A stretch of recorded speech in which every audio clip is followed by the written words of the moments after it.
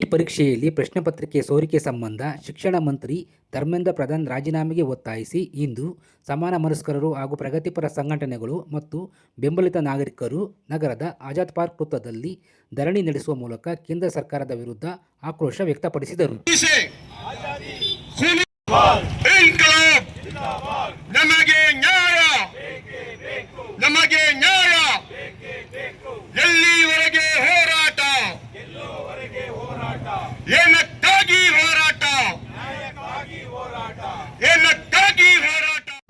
ಇವತ್ತು ಆ ಪೊಲೀಸ್ನವ್ರ ಡ್ರೆಸ್ ಅಲ್ಲಿ ಲಾಠಿ ಹಿಡ್ಕೊಂಡ್ಬಂದು ನಮ್ಮ ವಿದ್ಯಾರ್ಥಿಗಳಿಗೆ ಹೊಡಿತಕ್ಕಂಥ ಕೆಲಸ ನಡೀತದೆ.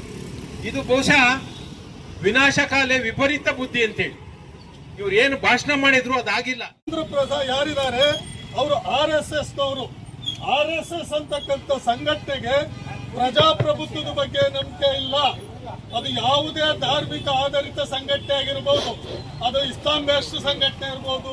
ಹಿಂದೂ ನಿಮ್ಮ ಜೊತೆ ನಾವಿದ್ದೀವಿ, ಯಾವುದೇ ಸಂದರ್ಭ ಬಂದರೂ ಕೂಡ ನಾವು ನಿಮ್ಮ ಜೊತೆ ನಿಲ್ತೀವಿ ಅಂತಕ್ಕಂಥ ಮಾತನ್ನ ಈ ಸಂದರ್ಭದಲ್ಲಿ ಹೇಳ್ತಾ, ಈ ಚಳವಳಿ ಇಲ್ಲಿಗೆ ನಿಲ್ಲೋದು ಬೇಡ, ಇದು ಪ್ರಾರಂಭ ಅಷ್ಟೇ, ಇದು ಕೊನೆಯಾಗುವವರೆಗೂ ಹೋರಾಟವನ್ನು ಮಾಡೋಣ ಅಂತಕ್ಕಂಥ ಮಾತನ್ನ ಮತ್ತೊಮ್ಮೆ ಹೇಳಿ ಪ್ರತಿಭಟನೆ ವೇಳೆ ವಿವಿಧ ಪಕ್ಷದ ಮುಖಂಡರುಗಳು ಮಾತನಾಡಿ